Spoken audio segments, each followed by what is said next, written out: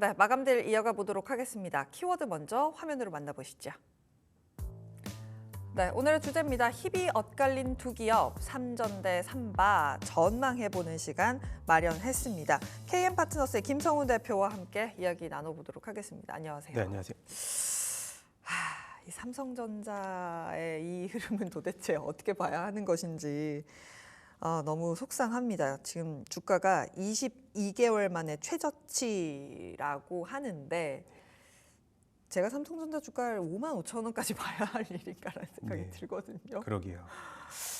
일단은 지난 8일에 또 반성문도 공개를 했고 실적 발표하고 반성문을 낸 삼성전자입니다. 그리고 오늘 이제 이건희 회장님의 이제 별세 4기 이제 4주년 추도식도 있었는데도 불구하고 또 하락을 하면서 마감을 했는데 일단 문제는 기존 주주들의 이 단가 희석을 계속해서 노력을 하는 방향성으로 보여지고 있지만은 일단 외국인들의 부재가 지금 뭐 오늘까지 24일 되나요? 그래서 지금 보면은 신용융자 거래 잔고가 이제 코스피 기준으로 10조가 넘어섰는데 이 중에 삼성전자 신용잔고만 무려 1조 290억 오늘 뭐 돌파를 했겠죠. 그래서 일단 폭락장 이후에 삼성전자에 대해서 개인 투자자들이 지금 신용융자 하면 우리가 빚 내서 투자한다는 용어로 비투라고 하는데 비투의 수요가 삼성전자 무려 1조가 넘어섰다는 일단 이 기사가 계속 나오면서 사실 회복에 대한 가능성들이 계속 이제 연기가 되는 상황이고 아까 말씀드렸듯이 외국인들이 이제 12조 6천억 원 지금 보니까 한 9천억 원가가 될 것 같은데요. 역대 최장 순매도 기록을 경신을 하고 있어서 22년도 이후에 최장 기록을 돌파를 했습니다. 그래서 지금 삼성전자 주가 회복의 모멘텀이 부재하다. 근데 이제 뭐 대외적으로 봤을 때도 매크로 변수들이 계속 이어지는 악재로 이어지는 상황이 이어지고 있고 또 HBM에 대한 약속을 계속 불이행을 하면서 심리적으로 외국인들이 뒤돌아서는 그런 계기가 될 수 있을 것 같고 일단 부문별로 영업이익은 사실 이제 우리가 DS 부분에서 이제 파운드리가 포함이 됐는데 2분기에 6조 5천억 원에서 이번에는 이제 4조 3천억 원으로 이제 DS 부분이 이제 비메모리 부분과 합쳐서 계속해서 역성장을 진행 중인 상황이고요. 뭐 일단 TSMC와 계속 비교를 해야 되는데 이제 우리가 2011년도로 돌아설 때 파운드리 격차가 불과 뭐 한 배 수준밖에 나지 않았는데 지금 이제 10년 후, 14년 후를 되돌아보면은 한 5배 정도로 비메모리 상황이 굉장히 좋지 않은 상황에서 일단 뭐 삼성전자에서는 일회성 비용이다라고 계속 이제 뭐 선을 걷지만은 장기간의 성과를 계속 내지 못하는 프로젝트들에 대한 이제 정리가 계속 이어지고 있는 상황이고 일단 우리가 연말까지 봤을 때는 이것이 바로 반등이 나올 수 있는 가능성들은 크게 적다 해서 4분기 같은 경우에 이제 우리가 비수기를 봤을 때는 영업이익 추정치도 이제 뭐 레포트에서 봤듯이 10조 7천억 원 고점을 예상했다가 지금은 8조 한 9천억 원 이하로서도 계속 이 TP가 이제 영업이익 추정치도 하향이 되는 상황입니다. 이게 진짜 뭐 사실 삼성전자의 주가를 지금 올릴 만한 트리거가 너무 없잖아요. 지금 외국인은 30거래일 넘게 팔고 있고 이 와중에 HBM은 뭐 된다는 소리는 없고 근데 또 하이닉스는 우리 HBM 최고야라고 외치고 있는 상황 속에서 오르기가 쉽지 않을 것 같은데 지금 55,000원의 주가 수준에서 더 빠질 가능성은 얼마나 보고 계실까요? 지금 22년도 9월에 51,800원인데 얼마 남지 않았습니다. 뭐 10% 정도도 남지 않은 상황인데 그래서 문제는 사실 이제 삼성전자가 코스피에서 비중을 차지하는 게 지금 한 18% 조금씩 쪼그라들고 있는데 SK 하이닉스와의 상대적 기술 격차의 해소가 변수가 될 건데 지금 상황에서 HBM 퀄테스트 통과가 되더라도 그렇게 크게 삼성전자의 반등을 이끌 수는 없는 부분도 있습니다. 왜냐하면 사실 이제 우리가 엔비디아 쪽에서 제가 전에도 말씀드렸는데 등급을 매기는데 마진율 면으로 그렇게 박한 마진율을 이제 우리가 등급을 매길 가능성들도 사실 존재하고 그리고 지금 보면 SK하이닉스가 HBM3E가 지금 양산화된 게 3월인데 삼성전자가 뭐 빠르게 양산에 성공하더라도 격차가 지금 거의 한 3분기 정도 나타나고 있기 때문에 네. 사실 기술적으로 SK하이닉스는 벌써 HBM4를 준비하는 상황임에 불구하고 그래서 기술 격차에 대한 변수 그리고 또 이제 가장 중요한 거는 미국 대선인데 이제 연준의 통화 정책 이런 것들과 더불어서 사실 트럼프 트레이드의 움직임이 지금 거의 당선된다시피 해서 뭐 가상화폐도 지금 뭐 1억 원 우리 국내 기준으로 한 1억 원 돌파 지금 9,800 돌파를 한 상황이고요. 네.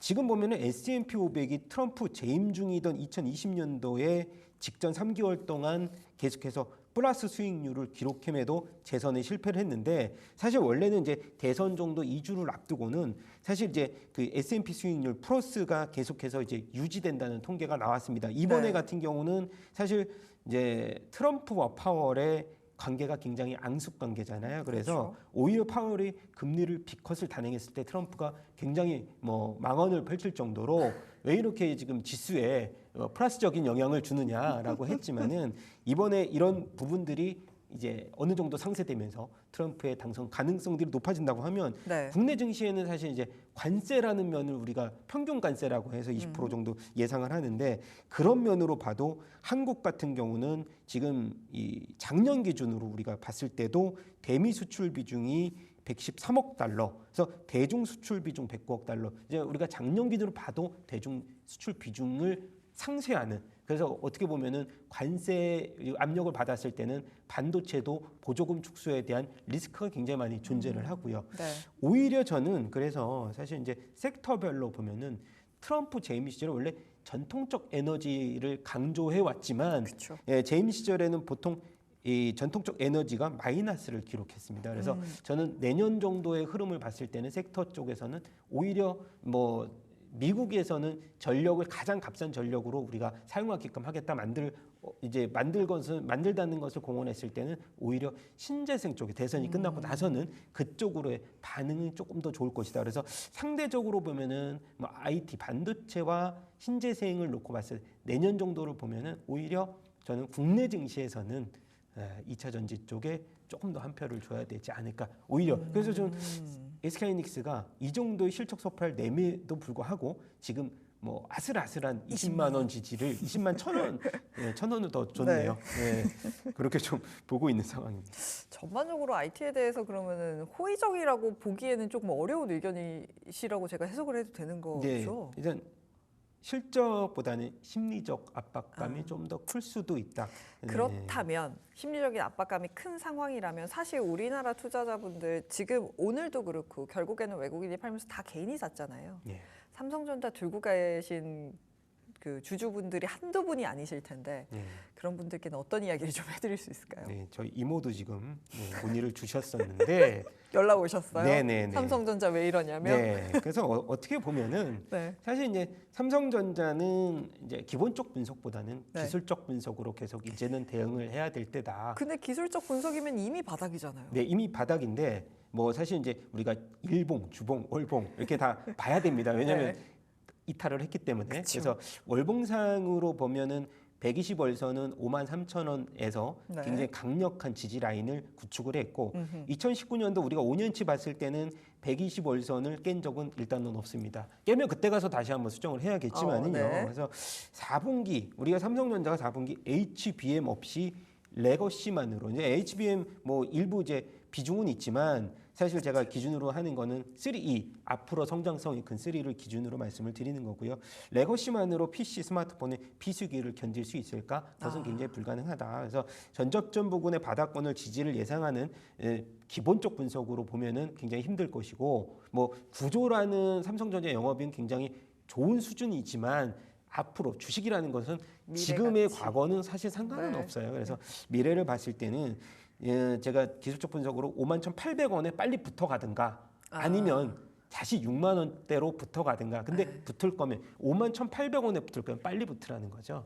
늘어지면 붙기 쉽지 않겠죠. 그렇죠. 그래서 확률상에서는 보면은 제가 이제 HBM3에서 12단의 두께가 지금 40%까지 얇아지면서 웨이퍼가 얇아지면은 수율을 우리가 계속 따져야 되는데 지금 삼성전자가 원래 이제 하이브리드 본딩이라든지 아니면 접착 필름 이제 NCF 방식이 원래 12단 이상에서는 굉장히 좋은 수율을 유지를 할 거다라고 했고 SK 하이닉스가 이제 고수를 했던 MUF 방식이죠. 이제 우리가 MUF 방식 폴디드 언더필 방식으로는 한 번에 열압착을 하기 때문에 오히려 웨이퍼가 얇아질 때는 수율이 안 좋을 것이다라고 했는데 이제 SK 하이닉스가 칩을 할 때 가해지는 압력을 줄이는 어드밴스드 이 몰드 방식을 개발을 해서 지금 쓰고 있다고 하니까 삼성전자 입장에서는 이번에 어느 정도 균열이 났을 때 그 틈새 전략으로 비집고 들어갔었어야 되는데 좀 안타까운 상황이 나와주고 있습니다. 그래서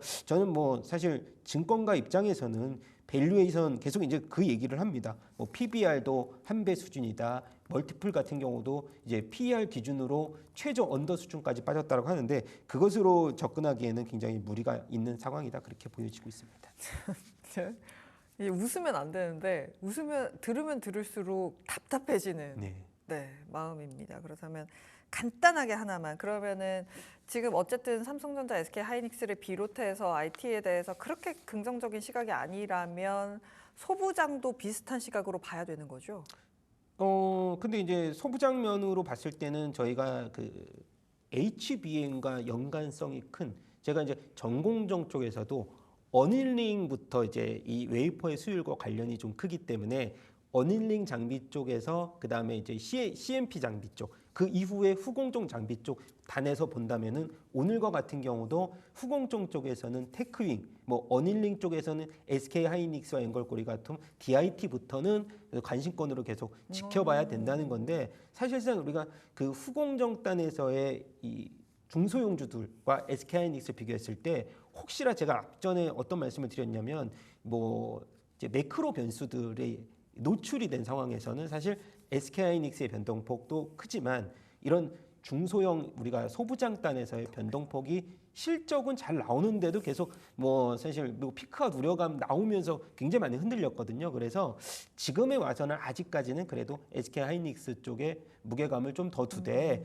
관심, 팔로잉은 계속해서 이제 테크윙이라든가 파크시스템, 오늘 파크시스템도 한 3%대 급등했고요.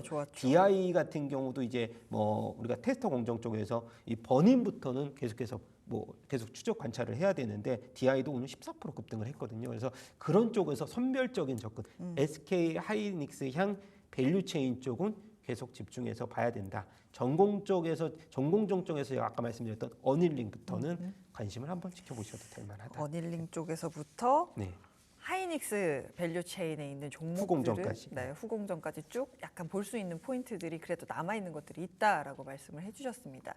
삼성전자는 신저가를 계속해서 경신하고 있는 가운데 삼성바이오로직스의 분위기는 완벽하게 좀 많이 달라져 있는 상황입니다.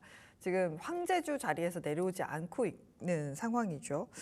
아니 뭐 누적 그 수주 남아 있는 금액이 어마어마하더라고요. 네네. 지금 보니까 목표 주가 TP도 120에서 또 130까지 높였고 아시아 빅파마 업체와 이번에 또 1조 7천억 신규 수주 소식이 나오면서 저는 이제 130만 원이라는 숫자가 굉장히 좀 버겁다고 생각을 했는데 어렵죠. 네, 어렵죠. 뭐 근데 지금 보면은 한 번에 1조 7천억을 땡겼으니 23년 누적 수주를 봤더니 3조 4천억 원인데 3조 4천억 원인데 이번에 한 번에 그의 절반 가까운 수주를 따내고 그리고 22년 누적 수주 봤더니 1조 7천억. 그러니까 22년 누적 수주를 한 번에 땡긴 거거든요. 그만큼 지금 누적 수주 잔고가 많다는 거고요. 삼성 바이오로직스의 근데 주주 구성은 삼성물산이 43%, 전자가 31%, 전자가 좀 많이 갖고 있죠. 그래도 그래서 CDMO 쪽 매출이 한 60%대 바이오시밀러가 약 40%로 이렇게 좀 굉장히 좀 사업 포트폴리오 면도 굉장히 좀 뭐 좋게 꾸려져 있고요. 근데 이제 지금 보면은 포트폴리오 확장을 위해서 ADC 사업에도 전용 생산 시설을 연내 완경 목표로 하고 있고 그래서 좋은 쪽은 다 갖고 있는 상황이고요. ADC도. 그래서 맞습니다. 그래서 바이오 에피스 같은 경우도 이제 우리가 삼성 바이오로직스에서 좀 봐야 될 상황인데 바이오로직스 매출이 거의 한 4분의 1 정도 매출을 달성을 했는데 영업이익도 삼성전자 3,400억 중에 670억 했으니까 한 5분의 1을 바이오 에피스에서 지금 하고 있는 상황입니다. 그래서 바이오 에피스 쪽도 보니까 지금 FDA 승인이 올해 들어서 세계 최대로 제일 많은 8개를 했더라고요. FDA 승인을. 그래서 바이오에피스의 바이오시밀러의 실적도 굉장히 좋은 상황이고요. 지금 보면은 일단 바이오시밀러 쪽 우리가 30년까지 연평균 17% 성장세. 우리가 제가 지난주에 비만 치료제 성장률 얘기를 했는데 30년까지 15%거든요. 네. 비만 치료제 성장률보다 바이오시밀러 성장률이 더 더하다. 좋습니다. 그래서 네. 지금 보면은 4분기 바이오에피스가 마일스톤을 보니까 약 한 2천억 규모로 마일스톤도 지금 예상되는 마일스톤도 굉장히 많기 때문에 저는 삼성 바이오로직스는 이러한 실적을 계기로 해서는 당연히 130만 원 돌파도 장기간 봤을 때는 가능하다 그렇게 보여지고 있는 상황입니다. 이게 진짜 대단한 게 22일에 그 1조 7천억 원의 공시를 내고 나서 증권사들에서 다 목표 주가를 올려잡는 모습이었습니다. 제가 화면 하나 준비를 했는데 지금 대부분의 증권사들에서 지금 삼성바이오로직스의 TP 목표가를 130만 원 위로 지금 올려잡고 있거든요. 한투에서는 132만 원 대신 신영, 메리츠, NH, KB, 유안타, SK, DB SK 정도까지가 130만 원까지 지금 나와 있는데 이것에 대해서 근거가 있는 것이다라고 이야기를 해주셨습니다. 그렇다면 삼성바이오로직스 갈 수 있다라고 한다면 투자 전략은 어떻게 잡으면 좋을까요? 일단 132만 원은 제가 못 봤는데 네. 잘 알려주셨고요. 그래서 저는 이제 삼성 바이오로직스 월봉을 보면은 지금 2016년도 상장한 이제 시가가 13만 원이거든요. 그랬나요? 그런 시절이 있었네요. 거의 한 10배 정도 네. 지금 상승한 가격대에서 지금도 싸다라는 의견이 나왔습니다. 사실 이제 시장이 많이 변했다는 그런 흐름이고 네. 이격도 수렴을 한번 저는 했으면 좋겠는데 지금 가격대에서 사실 106만 1,000원 오늘 종가인데 네. 부담스러운 투자자분들도 사실은 신규 진입에서는 그렇죠. 있을 네. 거거든요. 그래서 최근 들어서는 고점 111만 원대에서 100만 원대 박스권, 단기 박스권을 이루고 있기 때문에 저는 이격 수렴을 조금 더 개인적인 마음이지만 이격 수렴을 조금 더 했으면 좋겠다라는 바람이고 이격 수렴을 통한 기간 조정시는 일단 100만 원 근접을 했을 때는 적극적인 매수 관점으로 보시면 될 것 같고요. 그래서 현재 이제 빅파마 17개의 고가 수주 계약을 지금 확보를 한 상황이고 일단 우리가 CDMO 얘기를 안 할 수가 없는데 생물보안법 영향으로서 지금 CDMO 사업 관련 문의 건수가 네. 작년 대비해서 50% 이상 전화 문의가 빗발치고 있다는 상황이고 네. 그리고 이제 CDMO 사업 관련돼서 문의 건수는 작년 대비해서 100% 이상 증가를 한 상황입니다. 그래서 지금 보면은 내년에 4월 가동 예정 중인 5공장도 생각보다 좀 빠르게 착공을 진행 중이라고 하니까 네. 삼성 바이오로직스 지금 저는 이제 목표 주가를 130만 원보다는 100만 원 근처에서 매수했을 때 20% 업을 해서 아하. 120만 원으로 목표 주가 잡고 대응가는 손절가는 90만 원 손절가 제시하도록 하겠습니다. 네, 삼성바이오로직스의 대응 전략까지 함께 들어봤습니다. 지금까지 KM파트너스의 김성훈 대표와 함께 이야기 나눠봤습니다. 고맙습니다. 감사합니다.